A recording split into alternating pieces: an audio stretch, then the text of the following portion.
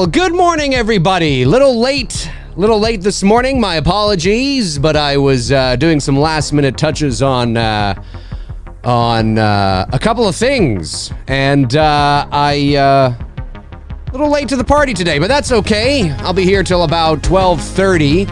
I have to skedaddle a bit early today because of a couple of production meetings for It's Me, Billy this afternoon. It's exciting time. Hey, it is Thursday, March the 5th, 2020, 11:13 a.m. Eastern Standard Time. Good morning, everybody. It's great to see everybody here. 63 people watching at the moment. And today I just want to go through some of my favorite iconic images from the big three. Now, these are not all the iconic images. I mean, to be honest with you, there are so many iconic images from the world of horror that it's just not possible for me to go through everything. In the world of horror as it pertains to these, iconic three. And of course, we're talking about Friday the 13th, A Nightmare on Elm Street, and Halloween. Jason Voorhees, Freddy Krueger, and Michael Myers. And now because I tend to be a bit of a purist, I tend to sort of lean heavily on images from the first couple of movies. Excuse me.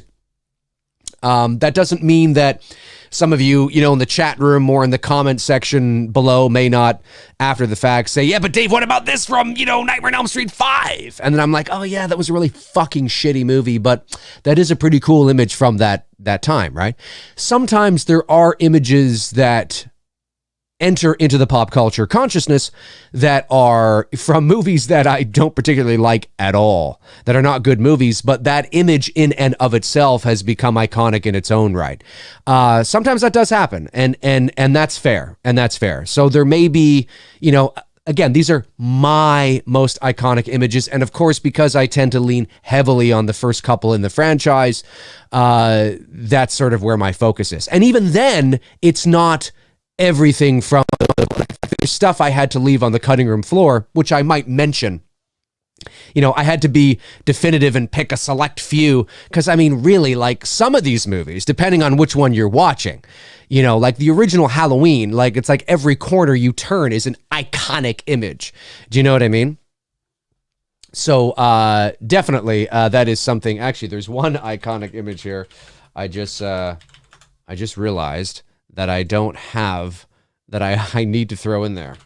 Look at this. I'm doing this on the fly, folks. I'm doing this on the fly, but I have to get this because I would be remiss if I didn't include this, and I'm doing this on the fly right now. But I will make sure to add it after. Yes, so I have it. It's saved. I'm going to add it there in a second. Okay, anyway, so I'm telling you, a lot of, see, right there, I was like, oh my God, how could I forget that? I got to put that in there. And there's no doubt there are going to be quite a few of those types of images kind of left, because you can't, you know what I mean? But I want to start with, let me see here. Let's start with Friday the 13th. What are some of the iconic images? So for me, again, these are my most iconic images. So it's like when I think, like, how did I come up with this? What's my bar, right? What's my measuring stick of most iconic images? Like, do I just go and pick what's popular? You know what I mean? Oh, that's popular. Or do I go and pick something that's a little more personal? So for me, like I said, I tend to lean towards more of the first couple in the franchise. And it's when I think of A Nightmare on Elm Street, these images come to my head. When I think of Friday the 13th, these images come to my head. When I think of Halloween, these images come to my head, right? These are the first images that tend to move around in the Dave Mcrae Rolodex when I'm thinking of the original three, the big three, I should say. So, great to see everybody here, by the way. How you guys doing? Mcrazies, you Mcrazies. Brooke Louie is here. She's a new level 3 patron. Great to have Brooke in the chat. Great to have everybody here. So, okay, let's do this. Here is, now, and these are in no particular order. Well, they kind of are in order, I guess, but they're not in particular order of what I consider like the most iconic. They're just kind of up there, you know what I mean? Anyway, okay, so here we go. So, here we are. Wow, okay. I mean, come on. When I think of Friday the 13th, I definitely think of this image right here. There's just no doubt about it. This is one of the images that I think of. Sorry, I was just making sure that everything was up okay, and I think it is. Let me just go back here, make sure we're okay there. Yes. Okay. So this is definitely an image that I mean, this is Friday the 13th. This is one of the most iconic images in the history of horror, really, if you think about it. It was a surprise ending. Nobody saw this coming at all. And as we know, there was never really supposed to be a Friday the 13th. Well, I shouldn't say there was never supposed to be a Friday the 13th Part 2. It's not like it is with Halloween, right? Where Halloween, there wasn't supposed to be another one. You know, I mean, that was it. The moral, the message, everything was wrapped up in that first movie. I wouldn't say that there was never supposed to be a Friday the 13th 2, but there wasn't an intention to do it. You know, Sean S. Cunningham was like, yeah, that's it. I mean, it wasn't really, and the ending is very sort of ambiguous in the sense that it's disguised as like, did she really have this experience? Was it a dream? Was it not a dream? That final shot in the movie when they pan down to the lake and you think you see some air bubbles kind of pop up a little bit. Was it an air bubble or was it a mosquito that just happened to hit the water and create those ripples? Do you know what I'm saying? I like how it's left like that. Like, did she actually have this experience? Because you would think if she had this experience that the police officers would see it. Because remember, when she's waking up and that music is playing and the cop car rolls down, right? The cops get out, right? And they can clearly see her. She's not that far away from the shore. I mean, she's not like right there at the shore, but she's not like, 9 football fields away. She's fairly close, certainly close enough that if a naked boy, okay, leaped out of the water and strangled her and brought her in, the cops would have seen that. I mean, the cops would have seen it. It's like right there. So did she experience it? Did she not? Did the cops turn away? Did something? I love that. So absolutely one of the most iconic endings and one of the most iconic images in horror. Hey, sticking with Friday the 13th, this is going to be one that a lot of you guys probably don't even think of, but for me, it's like, oh my God, I love this shot. I love this shot. This shot right here, ladies and gentlemen. This, of course, again, from the original Friday the 13th. This is, God, I forget which character it is now. I think it's the one. Yes, it's the actress that sadly passed away. I forget her name now I'm blanking on it because I'm talking so fast here. The chat room will let me know. But anyway, yeah, so, she's in the bathroom. She looks down. This is such an eerie, creepy shot. This is really eerie, really creepy. I love the mood and the atmosphere and the lighting. And I love that when the girl turns and looks down into this area, of course, that's where we know something bad has happened, right? Brenda, thank you, Jason. Brenda, that's right. When she's looking down there and it's like, what the hell, right? And then very subtly, we just see this hand touch the curtain and then the hand moves away. Ooh. I love it. I love it. As you guys know, I'm a gigantic fan of the original Friday the 13th. It's one of it is my favorite Friday the 13th because it's a slasher. Absolutely. You cannot deny that it is not a slasher, but there's that psychological component. There's that psychological element to the movie. It's not a psychological horror film by any stretch of the imagination, but there's that little whodunit, psychological kind of, ingredient to it that I really like. And this is just, it's a creepy shot. I love this shot. I should get this blown up. I should get this blown up and put on my wall, like gigantic, just put on my wall to creep everybody that comes over to my place. Okay, let's move on here. Friday the 13th Part 2. I'm not going to say that this particular shot is iconic or anything, but it's potato sack Jason, and that is, it's become sort of a novelty because, as we know, he picked up the hockey mask in Part 3.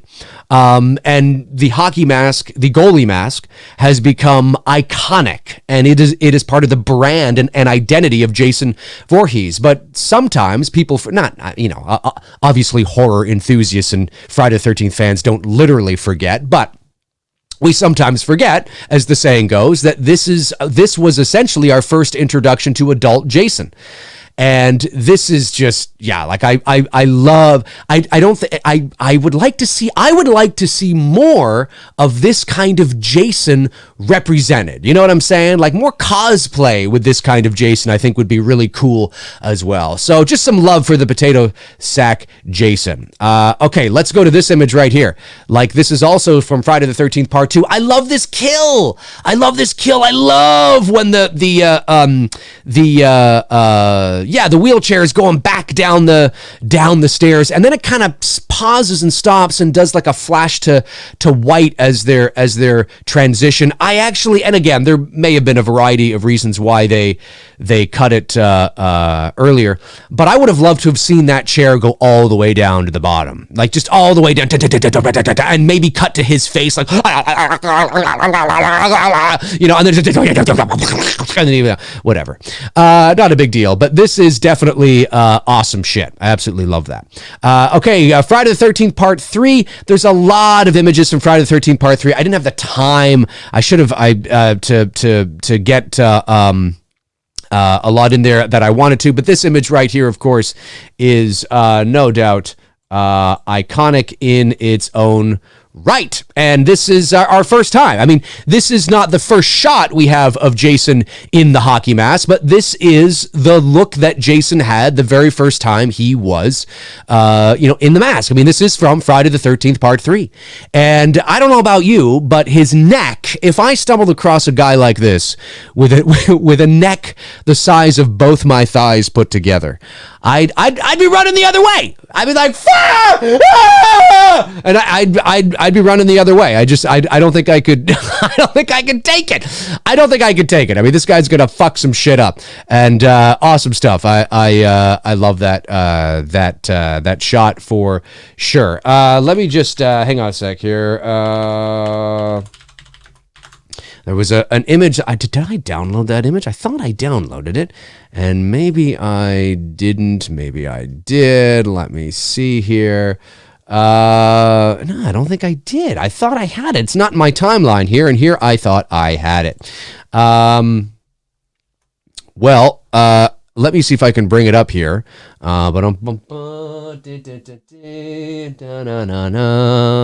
Thank you for bearing with me, ladies and gentlemen, while I bring up this other image. I thought I had it, and I didn't.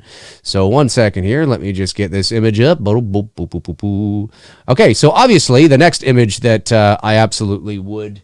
Oh, make sure I got that on. Yeah. Okay, just making sure. Trying to make sure everything runs smoothly here. Okay, this image right here. Like this, again, another iconic image in the world of Friday the 13th Part 3. Obviously, taking the opportunity, I should say, to utilize their 3D, which is always kind of fun. Of course, the 3D in that movie is just atrocious. And there are other images from Friday the 13th Part 3. I don't have them up here, but some honorable mentions, of course, is when the girl gets shot in the eye with the crossbow or the arrow, whatever the fuck it is, and she falls into the water, and that's our first look at Jason as he just sort of kind of saunters and walks away and that kind of stuff. Like that's iconic too, and there's all sorts of stuff here. But for the sake of time, I want to keep rolling. These are just some of my favorites. So hey, Friday the 13th Part. Damn, I thought I had that one up there too. Friday the 13th Part 4. I love this shot. This is when he busts through the door. He busts through the door. And it's like, and it's like, and the look on Corey Feldman's Tommy Jarvis's face is like, whoa. Like a little kid has just seen like his favorite actor or something. Or a little kid has just seen like his favorite like,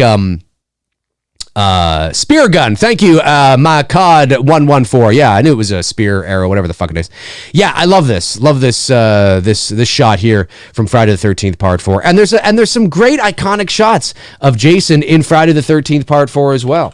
Let me see if I can get another one here. Part 4. I forgot. I thought I had that up. That's so strange because I was doing this on the fly the other day. Thought I had that up. All right, I saved that. Let me go back to my thing. And let me bring that up for you guys. Of course, because I love this one too. This, of course, he is, okay, there we go. And, oh, 1 second there, just hit the microphone. Yeah, this image right here, also from Friday the 13th, Part 4. I love this image when he's unmasked. That's iconic. Like, that is, I mean, there's no denying that this is iconic. And you kind of, it's like, whoa. And then, of course, like the machete goes through his face and he's like, I love, shout out, of course, to Tom Savini, who created the effects in this movie, came back to do it. I love when he slides down, you know, slides down the machete and it's like going through his face and it's like, love that shit. Love that shit. Again, there's so many, but again, these are some of my favorites, but for the sake of time, let's keep on rolling here. Hey, let's go to A Nightmare on Elm Street. Now, this is not just one of the most iconic images in Elm Street. It's one of the most iconic images in the history of horror. There it is, ladies and gentlemen. You know it, you love it, you wish you were the hand. Good night, everybody. I'll be here all week. Anyway, such a lame joke. But no, seriously, I mean, this is an incredible shot, and it seems so. I don't think this shot gets enough love, to be honest with you. And what I mean by that is, this is 1984. We're so desensitized to this image now, but think about this: 1984. Imagine, I was what? Was I 1, 2, 3, 4, 5? I was five in 84. So I'm obviously I did not see this movie in the theater. But I mean, it's so ingenious. It's so simple, but it's so like, I can imagine, like nowadays we see things like this. I'm not saying that we see this exact thing, because to do this exact thing today, the 2010 remake aside, of course, that made sense why they were trying to do that in that movie. But to do something similar in this kind of way in a modern horror film you just can't do it. It's so iconic that you cannot do this shot or something like it in the bathtub without being compared to this. It would just feel so chintzy and cheap and like you're just ripping shit off, and which you are. But in 1984, to see this, to sit in the theater, it was like, oh my God, because it's the vulnerability of the moment. It's the character who's vulnerable, right? You know, whether you are asleep or in the shower or like, that's what was so great about Psycho, right? You're naked, you're alone, you're vulnerable. And to have, it's almost like the bathtub version of Psycho. Do you know what I mean? And like, instead of a shower, it's a bath, right? And this is just, to see those claws come up right between her legs. It's intrusive, and it's sexual, and it's ominous, and just awful, absolutely awful. And to have that like that is I can only imagine what the audience would have been like seeing that for the first time in 1984. It just would have been like, oh my God, no.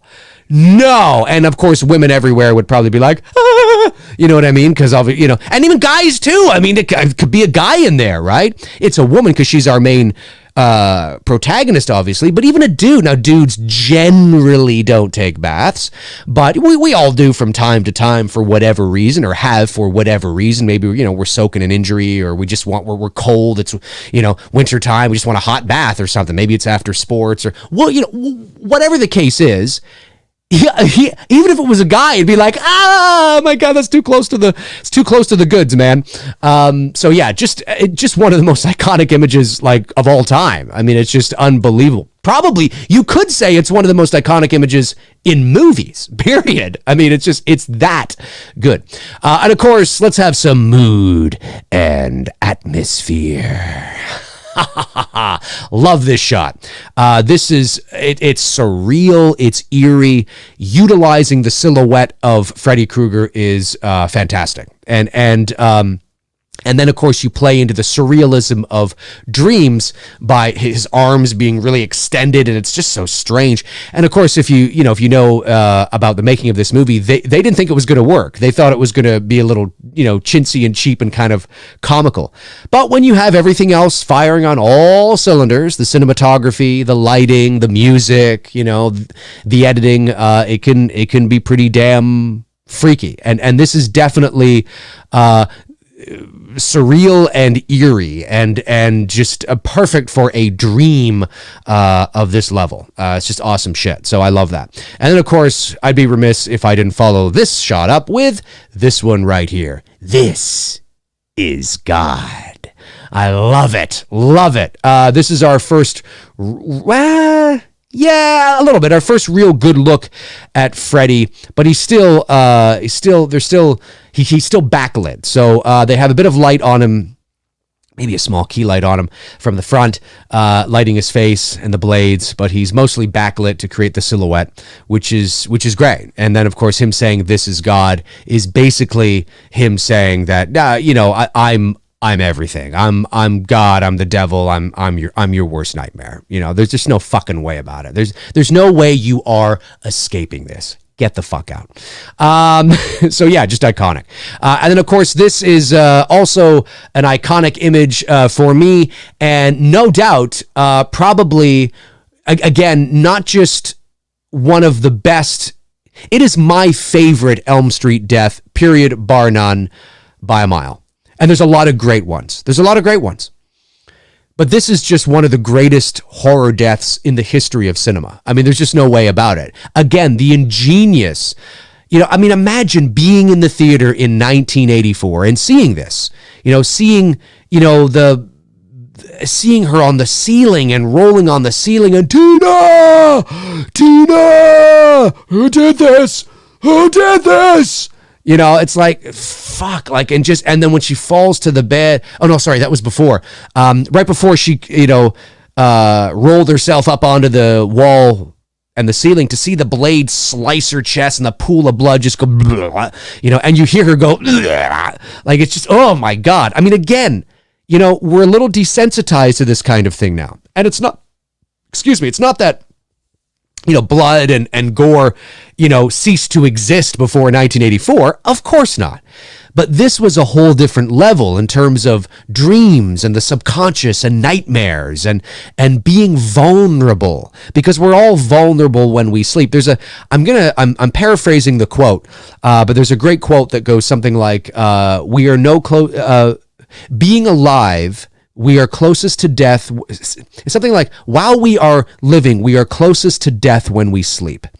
And it's something like that. And it's true, because we're vulnerable. We're asleep. We don't know what's around us, right? We could die in our sleep at any moment. Somebody could break in and, and we wouldn't know. And it was ingenious to use. And we all know the story, of course, of how Wes came up with the idea. But it just, it plays so much into that vulnerability that we all experience, whether you're a man or a woman. And it's just an amazing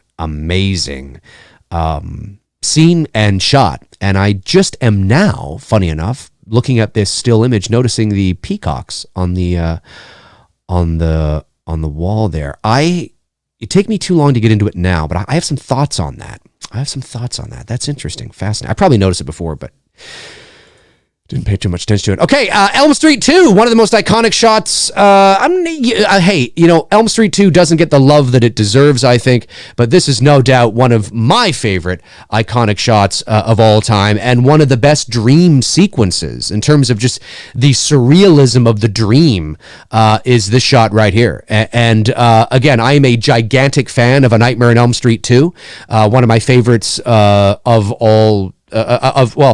one of my favorites of the series. It's my second favorite in the series. There is no doubt that it is probably even a bit darker in terms of Freddy than the first movie. And I understand that it's an acquired taste and it's the black sheep of the family and it feels a little disjointed when you then watch part 3. I mean, there is no doubt that part 3 is, continuity wise, the truer sequel to the original. But this movie is dark and it's creepy, and Freddy has never been scarier. And this was really our last dose of scary Freddy. And I love this whole dream sequence. I love the music when the film opens on Elm Street, and you see the bus in the distance turning the corner, and you hear that droney kind of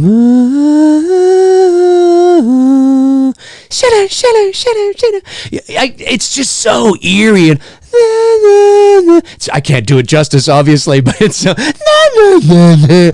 so eerie and creepy. I love the music from Elm Street 2, and this dream sequence is just fucking scary. And then, of course, to follow it up with this look of Freddy Krueger right here. Look at that. Look at that. Oh, look at that. Look at that. Oh my God. Yeah. Just look at that face. Look at that face right there. It's eerie and just, oh my God, like that. Why don't we see him like that anymore? Why are we not seeing this is Freddy Krueger? That is God. I'm telling you, that's the shit right there. I love that. Absolutely love that. And of course, this shot right here, one of the most iconic images of Freddy ever, in my opinion. But yeah, the one that's on the screen right now, I think this scene just doesn't get enough love, and it's just, he is, I mean, that's scary. That's a boogeyman right there. That's somebody that's coming for you. That's somebody that's gonna tear you apart. Somebody that's gonna rip you to shreds. Somebody that's gonna say to you, well, whatever you want them to say to you, I guess. I mean, I love the fedora. I love the makeup. I love the hooked witch nose, the sunken in eyes. It's fucking amazing. I mean, look at this right there. Look at that. Oh my God. Oh, we lost it. Hang on a sec. Oh no. Hang on a sec. I can get it because I think I have it saved. 1 second here. There we go. Hang on a sec. I think I accidentally uploaded a GIF. I think that's why I did that. But here we are. Indiana Jones, folks. There we go. That shot right there. Oh my God!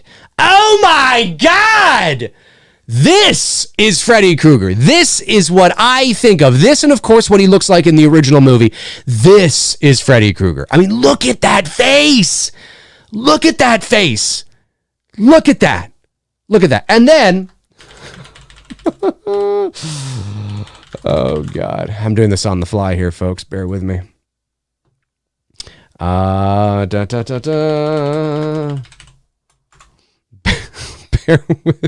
with me. Just bear with me. And then, okay, so you see that face, right? Look at that face, okay? Are you looking at it? You're looking at it. Just look at it. Just look at it. You're looking at it, right? Awesome shit, right? I mean, that is like, whoa, dude, like, fuck, right? Like, what the fuck?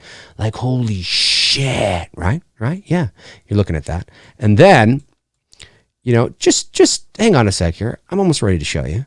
I'm almost ready. Just bear with me. Bear with me, you Mcrazies. Okay, so that's what we have in Elm Street 2. I mean, there's no doubt, arguably, I mean, that's just like, whoa, what the fuck, right? And then in part 6, you get this. What the hell is this? It looks like a bee stung him. It literally looks like a bee stung Freddy, so he's got to stay home and play some video games while the swelling goes down. That's literally what this looks like. Are you kidding me? What is this? That's not Freddy. This is Freddy! That's a man that's scary in nightmares, folks. That's a man that's going to destroy every ounce of courage you thought you had, every ounce of manlyhood you ever thought you possessed as a teenager. That's going to scare every teenage girl on the face of the planet. This is your Uncle Marvin who's been stung by a bee and he's got to stay home for a week. What is this? This is terrible. And this is no disrespect to Robert Englund, of course, or to, that's not his fault. He was a hired actor doing what he's got to do. But damn, that is so bad. That's so bad. Jesus, I better get this off here before people think I think it's an iconic image. Awful shit. Hey, here we are. You were all my children now. That right there is an iconic image, which I absolutely love. And I love the scene. I love when the guy's like, just calm down, okay, man? Calm down.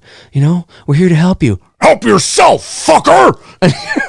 He stabs him in the gut. Help yourself, fucker. I love it. I love it. So awesome. I love it. Okay. And again, folks, as I said at the beginning of the show, if you're watching after the fact, there are so many images from, both of these movies, or even the first couple of films from the Friday the 13th series, from the Elm Street series, from the Halloween series that I could have chosen, but I gotta be decisive here and pick a select few for the sake of the show. Or we could, you guys know me. We could go all day and do this. We could go all day and do this, but definitely those are some iconic images of Freddy that I absolutely love. Hey, let's go to Halloween. Hey, here's one. Oh, yes, definitely. There are so many, Halloween has got to be one of those movies where you turn left, right, and center, and there's so many. You're like, what the fuck? Holy shit. Holy snap and crap. That's iconic.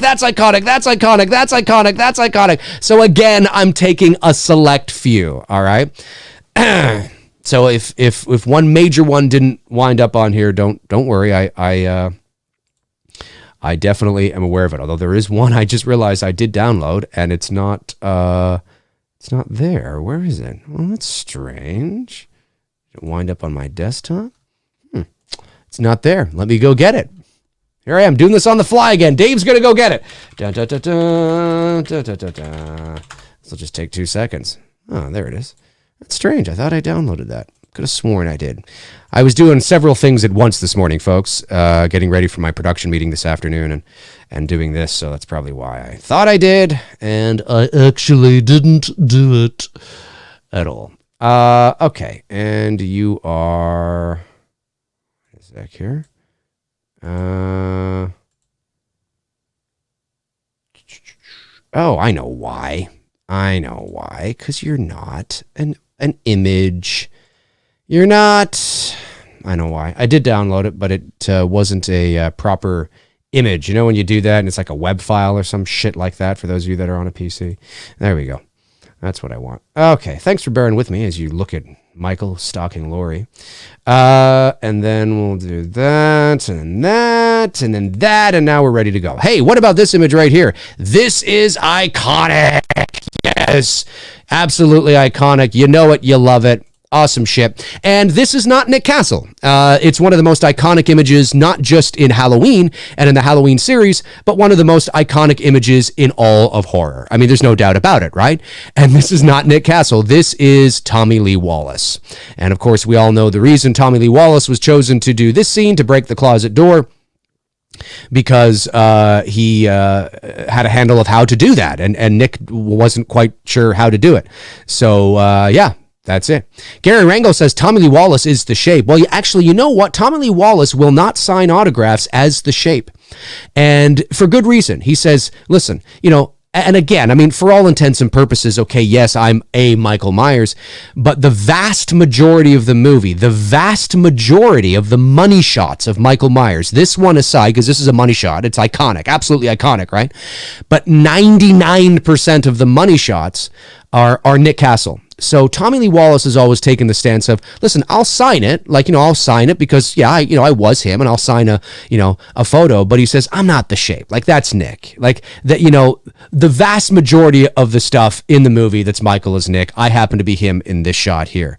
And that's him saying that. And I get it. I understand that. I totally understand that. But yeah, iconic shot nonetheless. Hey, and this, of course, iconic. One of I mean, just this whole scene is iconic when he sits up, lifts his head, and turns. And again, what I love about this scene is the creative choice not to rack focus, right, or to pull focus. And for those of you that may not know what that means, that simply means when an object is in focus in the foreground, but the background is out of focus, and then they reverse that. So they pull focus or they rack focus to then show you the object or scene in the background suddenly becomes in focus, and everything that was in focus in the foreground now becomes out of focus. And you could have, and you see that all the time in films, and you could have done that here. You could have, rack focused, to Michael because it's a da-da moment, right? Dum dum dum. It's that kind of a moment, right?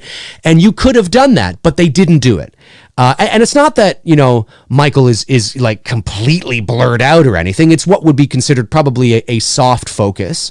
But he certainly is not in focus. He is, Laurie is the one that's in focus, and they did not rack focus to then show Michael sitting there. And I love that because you keep the integrity of the shape of this, whatever he is. He's suddenly sitting up in the background but you don't draw too much attention to it. You just let the image speak for itself, and that I love. I love the scene. I think it's probably the most iconic scene in the movie, and one of the most iconic in the series for sure. And then, of course, good old Bob and the head tilt. Good old Bob and the head tilt. Man, that's a strong butcher knife holding up probably 175-pound man. That's a magic butcher knife. I love how they have the light. Look at the light, like this catch light that's not catch light, but this light that's sort of shining onto the knife. It's like, oh, the knife, oh. That's what it's doing. It's like, I love it. But of course, this is, Nick Castle, Michael Myers, admiring his work. Really cool, really awesome stuff. Iconic. This shot, I absolutely love this shot. I don't think it gets enough credit. It's Michael Myers standing at the top of the stairs just before he's about to walk down them, and Laurie is running away. And what I love about this shot is when Nick Castle, Michael, starts walking down the stairs at a brisk pace. I love that through the railing on our left, your right, because you can see the shadow of the railing on the right there. I love on the left when he's walking down, he's coming into the light, out of the light, into the light, out of the light, into the darkness, out of the darkness, into the darkness, out of the darkness. And you see his mask and then you don't. And then you see his mask and then you don't. And then you see his mask and then you don't. It's just awesome. It's very quick. It's not a long scene. They don't milk it too much. And, obviously not. It's not going to take them, 5 minutes to walk down the stairs. But it's as brief as it is, it's awesome. And just seeing that shot standing at the top of the stairs, really, really, really cool. I love it. And of course, I'd be remiss if I didn't mention this. I mean, come on. Can I get your ghosts, Bob? You see anything you like? Can you imagine if that's what she was doing? Can you imagine? Do you see anything you like, Bob? It's like, holy fuck, Linda, calm down.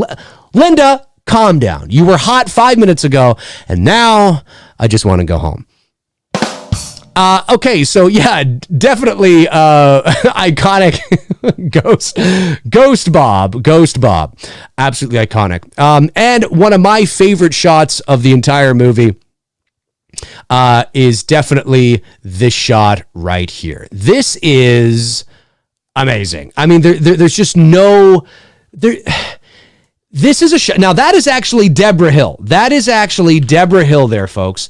Way off in the distance, standing in for Michael Myers. That, and, I mean, but just the way the shot was, the way, like, the way the silhouette, it's just, and again, these are not terrific images. They're just images from online. So depending on how big you're watching my stream right now, if you're watching me on TV, there might be a bit of pixelation here, but if you're watching me on your phone or your tablet, it might be okay. But I mean, this is just amazing. When Tommy looks out the window and he sees, I mean, this is Hitchcock. This is Hitchcock. This is unbelievable. Like, this is classic Hitchcock right here. And just, it's so eerie and creepy. And imagine looking out your window. Imagine looking out your window and seeing this. Like, ooh, it's just creepy as all fuck. I'm telling you.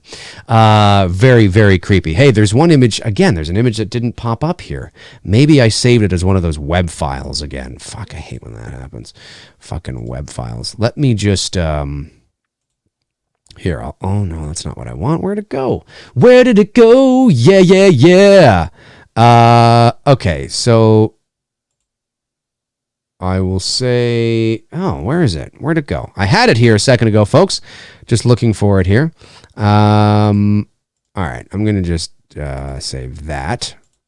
And I'll bring that in. It's a GIF, but for sake of time, I'm going to bring it in quickly now. I think some of the images I downloaded were web files, and it's like, well, fuck off with that shit, you son of a bitch.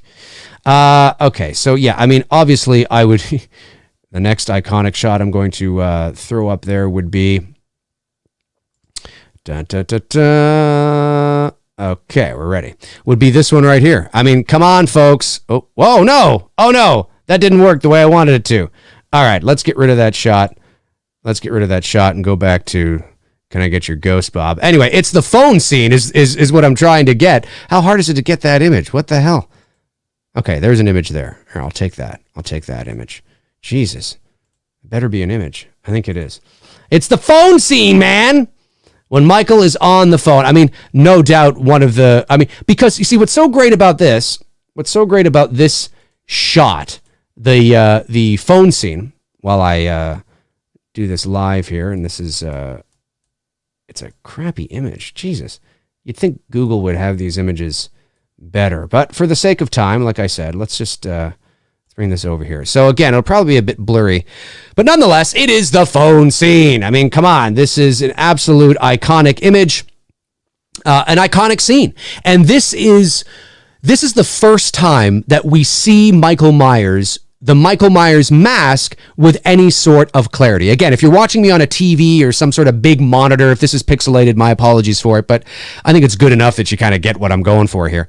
Unbelievable. I mean, this is the first time that we actually see Michael Myers and the Michael Myers mask with any sort of real clarity. Now, I know you see him across the street, right? I know you see him at the bushes. I know you see him standing in Mr. Riddle's backyard. But it's always from a distance, right? And you've heard me say that I love that because, you're utilizing the shape in the daytime, but you're showing him at a distance. You're not showing him close to the camera, with any sort of clarity. Now, I know there's the moment where he runs into Richie at the school and he's close to the camera, but you don't see his mask. You don't see his face. You see his mask dip into frame just a little bit, but it's not focusing on his mask, right? There's still that emotional sort of disconnect for the audience. And this is, now that it's, that darkness has fallen, the storm has arrived. You know how I always equate Michael to like an ominous sort of, dark clouds and storm on the horizon, slowly, insidiously moving on in. That's what Laurie sees when she sees him through the school window at the bush in Mr. Riddle's backyard. Those are the dark clouds that are slowly rolling on in. And then when it becomes nighttime, we see him more closely and in close proximity to the lens and to the camera, and we see his face, and it's like, the storm has arrived. And this is one of the first shots of it right here. It's like, oh, so that's what he looks like. Fuck. Holy shit. Unbelievable. Love this shot. Awesome shit. And I love this shot too, when he's killing Annie in the back of the car. Now, okay, I know we can talk about Nancy Loomis's, or now she's Nancy Keys. We can talk about her acting, sure, okay. But it's 1978. It's a bit dated. I look past it because it's such an iconic shot. I love looking through. And now this is before the phone scene, right? So this is sort of our first good look at the Shape's mask close up. But of course, the breath and the condensation that's on the windshield is a great visual effect that is justifying why everything looks blurry. And I love that. I love that you can see him. You can totally see him, but it's it's like, oh, I don't quite see him. What's going on? Oh, that I kind of see him, but I don't quite see him. Love that shit. Love that. And then, of course, hey, there he is. There's the dark cloud rolling on in. Michael's standing at the bush, rolling on in. Love it. Love it. Absolutely love it. Iconic shot. Absolutely. Where did that go now? Oh, hang on a sec here. There we go. This one I did have saved. I just didn't add it. So I'm adding it now. And of course, I would be remiss once again if I did not add this shot. Iconic. There he is. What if that isn't Michael Myers, folks? What if that is Mr. Riddle standing in Mr. Riddle's backyard what if it's Mr. Oh, hey, here's some cerebral meta shit for you that a lot of you guys probably have never thought about, okay? What if Laurie is, now again, I'm just playing around. I don't actually believe this, but maybe you could make an argument for it. What about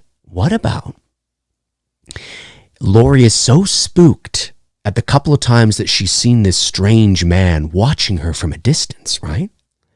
That she's looking into the backyard, and really who's standing there is actually Mr. Riddle, just doing his laundry. He's just standing there doing his laundry, and he happened to look up, right, and see Laurie staring back at him. But what Laurie sees in her own mind, because she has psyched herself out, she's creeped herself out, is this man watching her?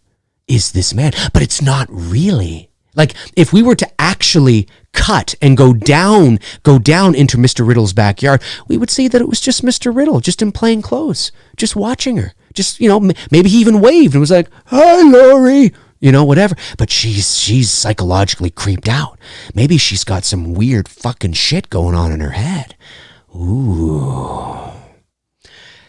Don't take it as the gospel, folks. Just having some fun. But yeah, definitely that is a classic shot. I mean, that's just it's and again, Michael Myers seems to literally dematerialize right in front of her eyes. Right in front of her eyes. I mean, she doesn't look away. She doesn't even blink, as far as we know. We don't see him literally, vanish into thin air. But I love that creative choice to not have her look away and then look back, to have him sort of just gone all of a sudden. Because then it's like, did she actually see that? Was there really somebody standing in Mr. Riddle's backyard? Or was this just her imagination? Because this is one of the only times that that supernatural vibe and that supernatural element is really placed into the movie. But it's subtle, because we don't see him dematerialize. We don't see him vanish, right? It's just used with cuts. He's there. We cut to Laurie looking at him, and then we cut to what she's looking at, and he's not there anymore. And it's like, what? And that freaks her out so much that she slams the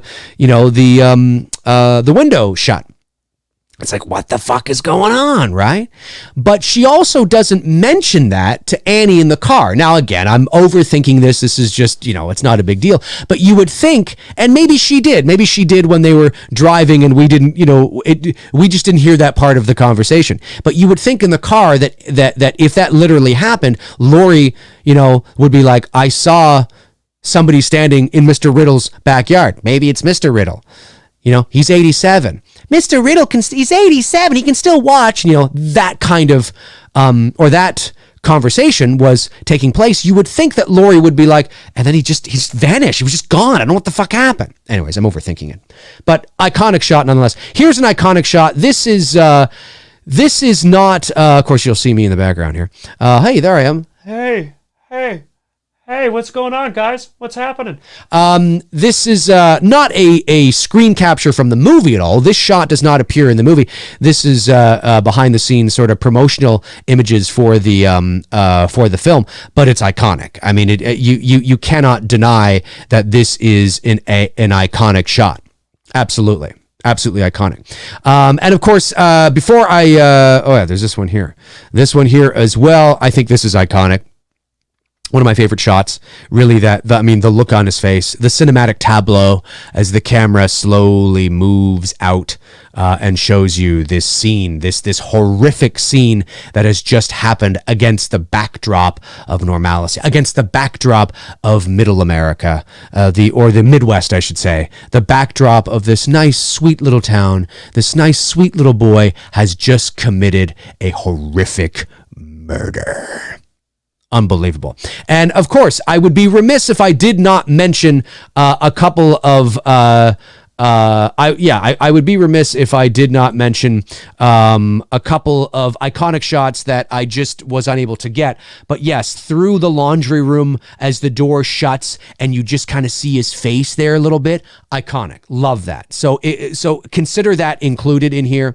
And also as well, Annie on the phone walking back and forth, Michael in the background there, and then all of a sudden he's not there. Fucking iconic. Consider that included in here as well. I mean, that's iconic. I wish I could. Where is that image? I wish I could have that image. I think I was searching for it. Michael Myers. It should be there. It's a tough one to bring up. Funny enough. That's so strange. Maybe, you know what? I know there are promotional images for it. So maybe if I bring up a promotional image. That's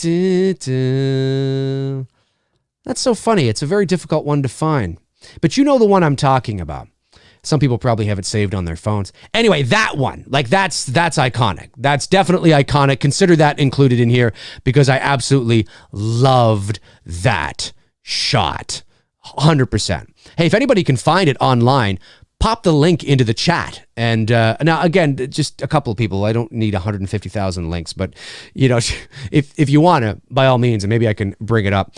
Hey, let's move on to Halloween 2. Halloween 2, this is iconic. This shot right here. Iconic. Love it. You want some mayonnaise on your sandwich? Hey, you want some mayonnaise on your sandwich? Shut up, bitch, I'm sleeping. I'm trying to fucking sleep. Can you imagine? But yeah, this is, I mean, come on. I mean, this is great. I love this shot. Halloween 2, 1981. Love this shot here too. Again, there's so many shots. There's not nearly as many in Halloween 2 as there is in Halloween 1. But, and there's a few that, again, I had to leave on the cutting room floor. But this is definitely, you know, it's got some, you know, a little bit of, humor in it with when her clogs or her shoes fall off, but nonetheless, you know, it's an iconic image when we talk about Halloween, and that's what's really important. And then, of course, one of my favorite shots in any Halloween movie, and including the first film, is in Halloween 2. And this is because it is, I believe, and you know, let's not forget, Dean Cundy was the DP on Halloween 2. This is one of the most Halloween 1 moments in Halloween 2, and it's this iconic shot right here.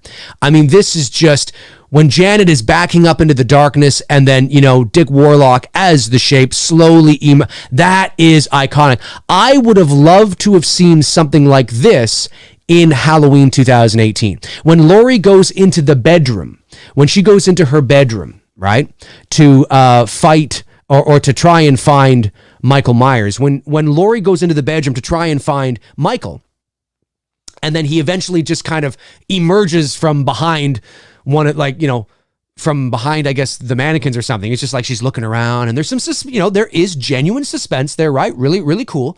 And all of a sudden it's just, you know, and it's kind of like, okay, I mean, it works, but I would have loved it if Laurie was sort of like this and she's backing up and she thinks she's got kind of the perimeter of her room sort of like, you know, already kind of figured out, right? You know, she's looking at the mannequins, you know, and she's looking around and she's backing up. And then all of a sudden, out of nowhere, you know, she continues to back up, and then Michael's face, James Jude Courtney, just kind of comes out of the darkness in a classic sort of tip of the hat to this movie, but it can totally stand on its own. It absolutely stands on its own. I would have loved to have seen that. I think that would have been, cool. a really cool shot that was that's just important to the film, but also, to Michael's MO, right? To Michael's MO. I think that's just so important when you're trying to be true to the character. Okay, let me see here. Where's that other one here? Oh, yes, of course, I would be remiss if I did not include this shot as well when we are talking about iconic images from the original 3. And that would be this one right here. The hot tub scene, baby! Anything in the hot tub scene, I think, actually is pretty iconic in its own right. Amazing Grace, you're about to sit on my face. Good night, everybody. I'll be here all week. Don't forget to tip your waitress and the doorman at the door. Lame joke. But yeah, this is iconic, right? Come on. Awesome shit right there.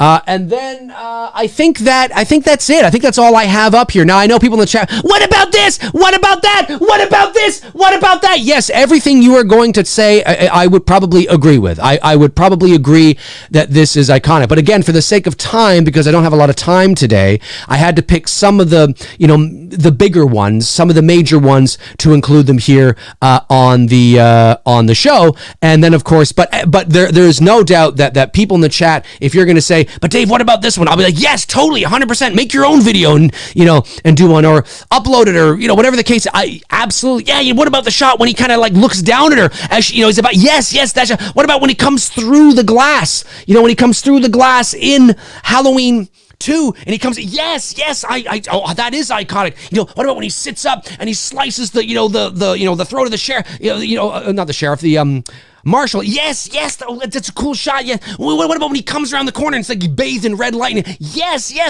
what about the...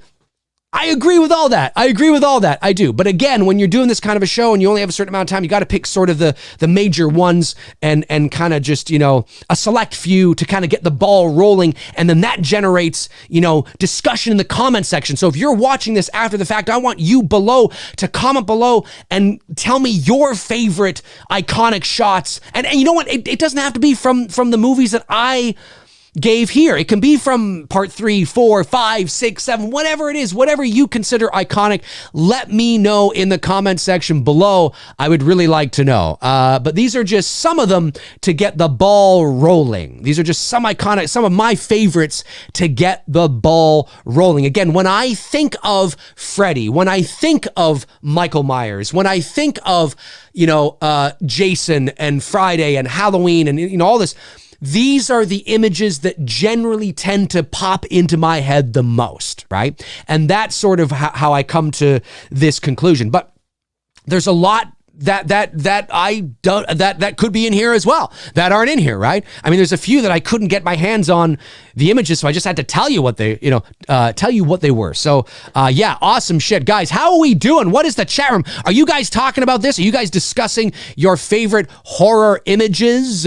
Some of your favorite horror shit? Hey, let's go over to, just want to make sure a super chat did come in from Steve Johnson. Thank you, buddy. So agreed. The shot of Tommy looking out the window, Michael, is, in my opinion, the most iconic horror. That, in my opinion, is the most iconic horror shot ever. That's what I picture when I think Halloween. See what I'm talking about? Steve Johnson, he says it. Steve Johnson thinks that this shot, when he thinks of Michael Myers, when Steve Johnson thinks of Michael Myers, he thinks this shot right here. He thinks that shot right there.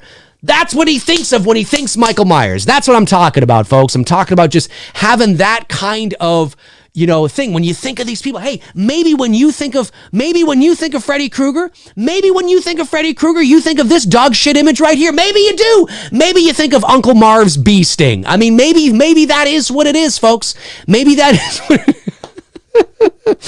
But you just cannot compare that to something like this. I mean, oh my God, look at that. Or look at this. Oh, wait a minute, not that one. Wait a minute, that was a GIF. This one right here. There we go. That one right there. I mean, oh my God. You know what I mean? I mean, come on. Do you want death itself? Do you want evil and the devil himself? Or you want Uncle Frank and his bee sting. I mean, I don't know about you guys. I don't know about you guys, but I'm telling you right now, did I say Uncle Frank? I think I meant Uncle Marv. Frank, Marv, Bob, Jim, Dave, Earl, whatever. He's your uncle with the bee sting. Steve Johnson says, Dave, Halloween and Resurrection, favorite shots, fave shots, or we riot? Oh, Halloween Resurrection. I don't think I have any favorite shots in Halloween Resurrection. Trick or treat, motherfucker! Oh, what do we got? The Manhammer AR-15 says, Sir Dave, my favorite Michael Myers moment is when we had that epic fight with Mini-Me. Michael Myers had an epic fight with Mini-Me? Are you, no, is this like an inside joke or something? Michael Myers moment when he had that epic fight with Mini-Me? I mean, I know you're just, you're messing around, but is that something that I missed, like a fan thing or something? Totally missed that. Hans Gruber says, Freddy needs some plackers. The Horror Fanatic says, Freddy Krueger in parts 1 and 2 were the best. Oh, he was amazing. He was amazing. Guys, holy shit. Let me see if I can bring this down here and so I can have myself on the screen at the same time.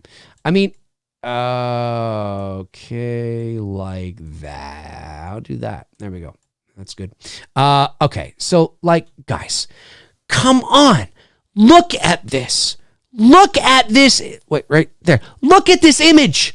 Look at that. Are you kidding me? It's amazing. It's unbelievable, folks. It's unbelievable. That is awesome. I love that. Jordan Gianelli? Am I saying that? Probably butchering that. I'm sorry, buddy. When the blue light illuminates Michael's mask as he creeps behind Laurie in the original, that's Halloween to me. Oh, yeah. Yes. Yes. Get this man a fucking drink. Yes. You know what I'm talking about. You know what I'm talking about. Oh, yeah. Like something like this. Ooh. Love that shit. Love it. Look at this. Look at that. That's the shape. That's the boogeyman. I love it. Chassis Smith says another good Michael Myers scene was in part 4 when he's calling Jamie on the roof when he's chasing Jamie on the roof walking. Yeah, that's cool. You know, I actually really like the scene in part 4 when Jamie's having that dream and he sits up on the other side of the bed and he turns like this and he goes like this. Now the mask is the mask, right? But the idea is cool. Imagine if George P. Wilbur was wearing a mask that looked like James Jude Courtney's mask in Halloween 2018. Imagine if they had even just that mask. It doesn't even have to be the ones from part 1 and 2, which is the same mask, but I mean, imagine that. Right? Like, I love that idea. And I love when she opens the door and he's right there and he goes like this down. I like that shot. He's backlit. I like the mood. There's a lot of good mood in that movie. It's massive shit. Anthony Bazzuto sends in a super chat. Thank you, buddy. Says, Dave, H4 Michael Jackson mask with Bucky. Oh, man. That is terrible. That is a terrible. Yeah, it literally does look like Michael Jackson. The scene just after he's finished killing Bucky and the last remaining surges, I should say, of the electricity, this bright light, and it shows Michael and then it kind of goes dark. And it just, I don't know, it just looks like a really bad photo of Michael Jackson. Brandon Barry says, my most iconic moment in film history is when we see the shark for the first time in Jaws. Dude, I've been thinking about doing a video. Maybe I'll do this again on Mcrae Live. I don't think I'll be able to do it tomorrow because I'm going to have a late night tonight with a production meeting with It's Me, Billy. But maybe I will soon do the same kind of thing, like on today's show, but do sort of iconic moments in film, like iconic screen images, in movies, which would include Jaws. You know what I mean? Like today I just did, some of my favorites from the big 3, but definitely there's some shots in Jaws, buddy. I hear you. Let me see here. Frank Riker sends in a super chat. Thank you, Frank. Says, Dave saw Danny McBride at a car wash and he said that ends with Laurie resurrecting Loomis and he and Michael have a dance off. Loser explodes. I heard that too. I was talking to David Gordon Green. He was at the local grocery store here. And I was like, David, what the hell are you doing here? And he's like, well, listen, I like to fly to Toronto and get my groceries. I always do that. Whenever I need my groceries, I fly to Toronto and get my groceries. I'm like, but don't you have trouble taking them across, the border? He's like, well, just the perishables. Anyway, I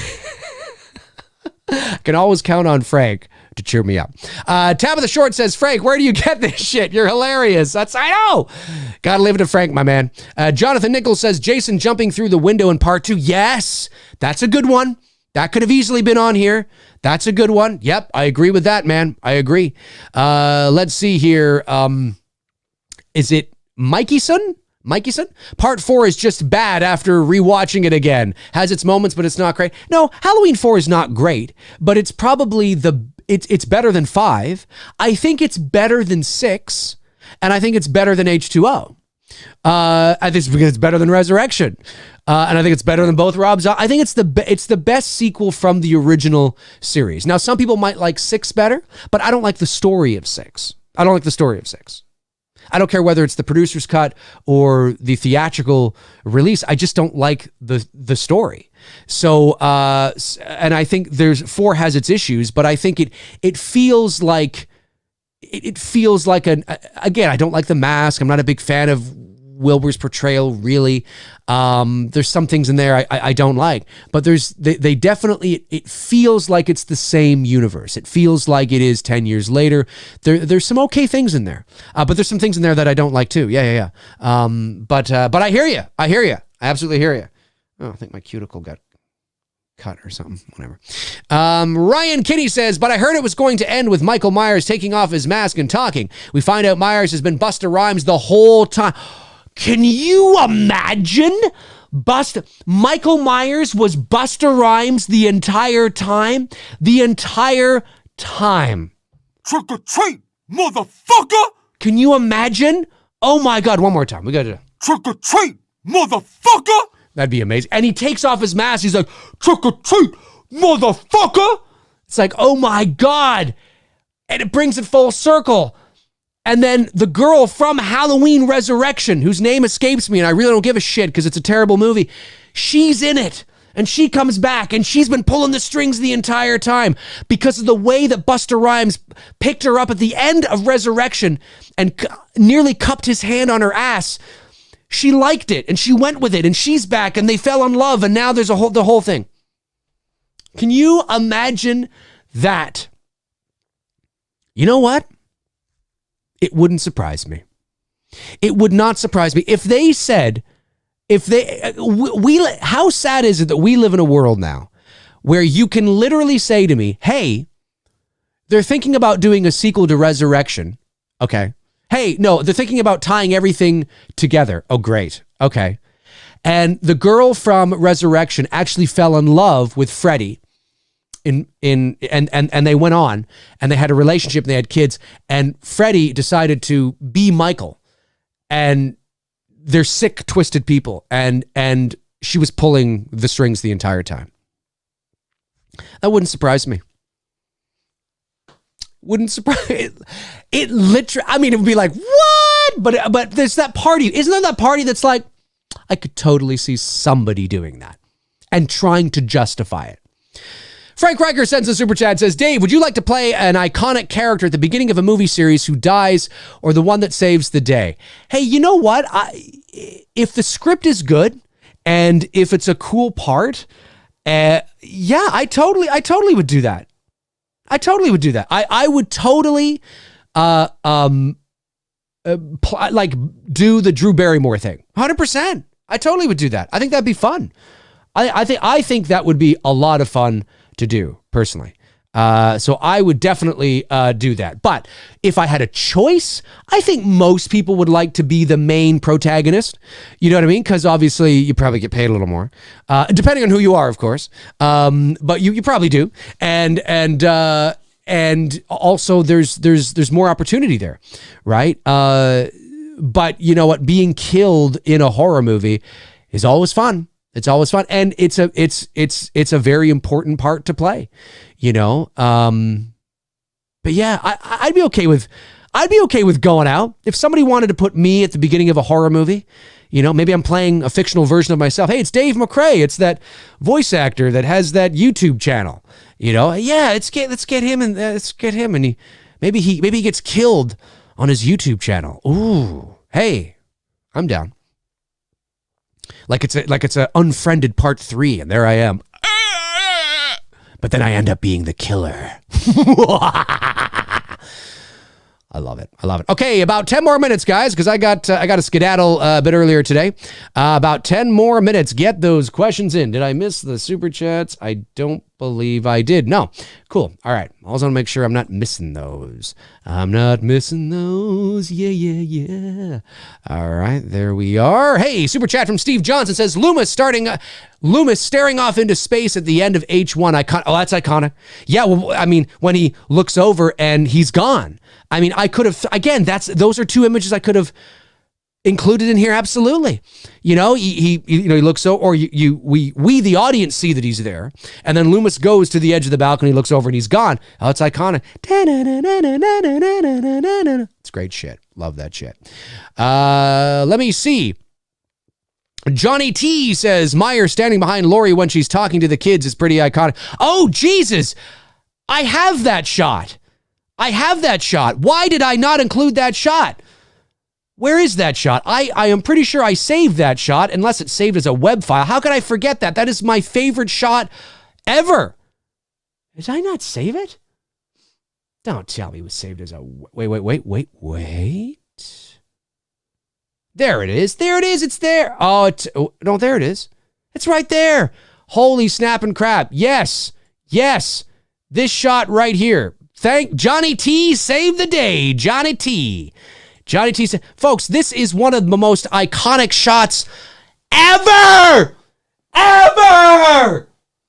This is one of my favorite shots of all time.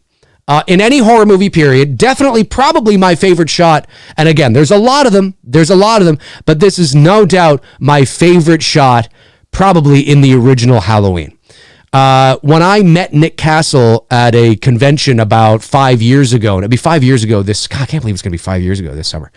I met him, and it was really cool because we actually had the opportunity to chat for quite a long period of time. Now, Nick is sort of, going to the Halloween convention. I wanted to talk to Nick at the Halloween convention, but I didn't because his line was so long, rightly so, but it was so long that if I stood in line to talk to him, I would miss out on the other people that I wanted to talk to. But in 2015, okay, this is like a year before they even announced that they were doing another Halloween. Nick was going to be at Fan Expo here in Toronto, which is one of the largest conventions in North America. They get like nearly 200,000 people over the 4 days or whatever. It's huge. It's like the Comic-Con of Canada kind of thing, right? And it's one of the biggest. It's huge. So anyway, I found out that he was going to be there. Again, this is 2015. So I was like, oh, shit, I want to go down and meet the guy. So I went down and I walked in. Literally nobody was in his line. Now, did people line up eventually throughout the? Sure, but his line was nowhere near to what you see it as now when you go to conventions, because he's back in the pop culture, because of Halloween 2018. And so it's more top of mind now. And so I went, I literally just walked up to his table. He was just sitting there like he was having a sandwich or something. And I walked up to him I just walked up to his table and I said, I introduced myself and who I was and talked to him. We shot the shit for about, honest to God, for about 15, 20 minutes. And then somebody came up who wanted a photo, and an autograph and things like that. And of course I was like, okay, well that's my, I don't want to, but we talked for about 15, 20 minutes. We talked about Halloween. He asked about what I did for, a living in terms of the VO side of things. He thought that was kind of cool and he wanted to know more about that. So I was talking to him about that. And then before I left, of course he has those photos on his table, right? And this photo, wait, there we go. Got to figure this out. It's back to front when you're looking at it on the screen. This photo right here was on the table, and I was like, ah. And there were other iconic shots. Him on the top of the stairs, right? Him strangling Annie, like a lot of the bush, right? The hedge. A lot of the shots that I've shown here were all on this table. But I saw that and I was like, oh, fuck, dude, I gotta fucking. So I was like, okay, well, this is the one I want. And he was like, that's a good one. So he signed it. It's out in the hall in my studio, in the hall here, just outside my studio door. And it says, "To Dave, the voice man, Nick Castle, the shape." And I was like, that's awesome. That's awesome. So I would be... I thank Johnny T for mentioning that, because I would have ended this show not even talking about this image, and I would have been driving to my appointment going, fuck! You know what I mean? You know how that happens? This is just one of the most iconic shots.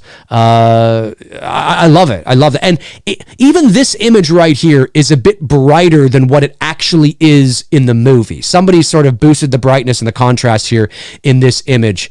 But because I think it's a bit darker when you watch the movie. But nonetheless, I mean, it's iconic. I love that shit. Absolutely love it. Just an iconic shot.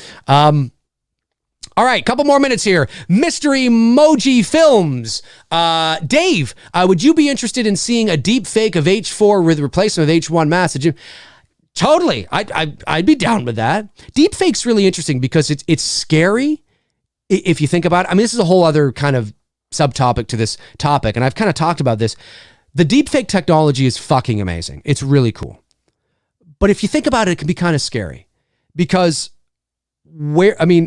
and just the average Joe are like, it's not like this is really incredibly deep, no pun intended, expensive software and the know-how to do it. And it's usually, it's really only Hollywood. No, this is just like your average Joe is doing this. Your average Joe has this technology and knows how to do it flawlessly and seamlessly. That means if they wanted to, they could put you at the crime scene of a bank robbery. I'm not saying that's going to happen. I know people, Dave, I'm just saying these things are insidious, right? And what would happen if you get arrested? Like, yeah, well, that's you on the security camera, isn't it? It's like, that is totally me. That's you looking in the security camera going, that's you. You were there. That's you. Again, a little bit of 1984 in there, a little bit of maybe conspiracy theory, but I'm just saying that those things, like, it's really cool technology. I just hope that it stays in the world of kind of fluffy fun, but I don't think it's going to. But would it be cool to see a real genuine deep fake of the original Halloween mask? That might be I don't know if that would be more difficult to do or easier to do. But would I be down to seeing something like that? Yeah, I'd be down to it. But you know what though? I would not be down, and I mean this, and this is artistic integrity, and this is the artist in me talking. I would not be okay with them taking the Halloween 4 movie, like a fan, and doing a fan, I mean, listen, of course it would be cool, but doing a whole fan cut with that mask. Would it be cool to see? Would it make some of those scenes better? It might. But you know what? That's the movie. It's that mask. Deal with it. That's what they went with. That's what they did. That's it. It's the same way I felt about when George Lucas started fucking around with, the special edition. Were there some things that he improved that were like, oh, wow, that actually makes it, and that's actually not bad? Yes. But, just leave it alone, man. It's a product of its time. It's art. It's a product of its time. You learn from those things and then you move forward and you make things that are better, So yes, there's a part I would love to. Sure, that's wow, that looks so cool. But maybe just a scene or a couple of scenes, like how they did with The Shining and Jim Carrey. I just thought do the whole movie would be really hard too. But do the whole movie, I'd feel kind of like, if I was Dwight Little, I would be like, that kind of fucking pisses me off. But anyway, or maybe he'd be like, yeah, fucking right. That's what I wanted. Who knows? Frank Riker sends a super chat and says, sad or death, John Coffey or Dell FRT on, or Dell. Yeah. That's a great question, Frank. I've never been asked that. I would say sad or death. I think you got to go with John Coffey. And I think you got to go with John Coffey because he really was innocent. Whereas I think Dell was guilty though, right? Like Dell had learned from his mistakes and he had grown, and that's fine. But I think he still was guilty though, right? If I'm not mistaken, John Coffey was innocent and a magical human being. That movie, again, that was directed by Frank Darabont, the same guy that did The Shawshank Redemption. It's one of my favorite movies of all time. I love The Green Mile. Love that film. Love the soundtrack to that movie too. The soundtrack is spectacular. All right. A couple more minutes. Any last super chat? Oh, wait. Super chat from Mystery Mojo Film says, Dave, would you be interested? Oh, no, I just read that one. Right. Oh, Frank did send in a one just now. It was a $2 one. Did you? Did I not see that one? I see it there. Why isn't that not showing up?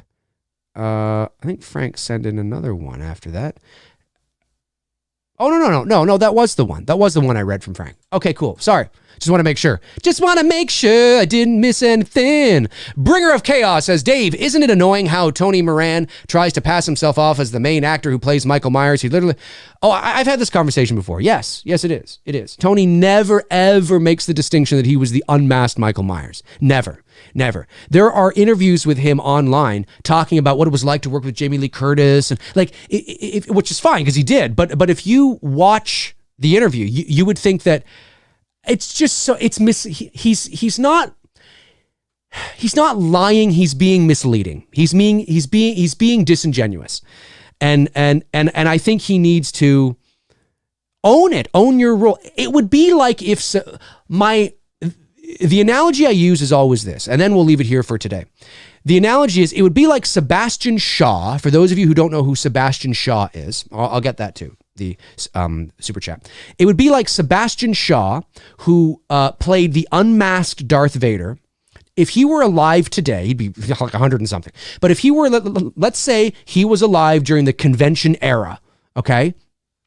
In terms of really embedding itself into the pop culture and going to all, conventions and stuff and passing himself off. Now, it would be harder to do because we all know that James Earl Jones was the voice, but it might be easier to do because there are still people out there that don't know that David Prowse, the English bodybuilder, was him in the suit.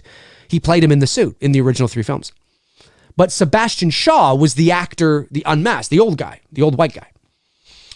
It would be like Sebastian Shaw going around, every time he's interviewed, he's talking about what it was like to be Darth Vader and how he was Darth Vader but he never makes the distinction that he was the unmasked Darth Vader. It's like, no, dude, you weren't, yes, technically you were but you were part of a larger picture. You know what I mean? It's like, no, you're unmasked Darth Vader. You're not Darth Vader lightsaber battling. You're not Darth Vader going like this and, that's not you. But what's crazy about this is that it's iconic. That is an unbelievable moment. Without that moment, that's amazing. And then so I look at the unmasked, maybe the unmasked Michael isn't as iconic in the world of pop culture and movies as Darth Vader being unmasked is, obviously. But in the world of horror and Halloween, it's iconic. Own that. You're unmasked Michael Myers. That's cool, man.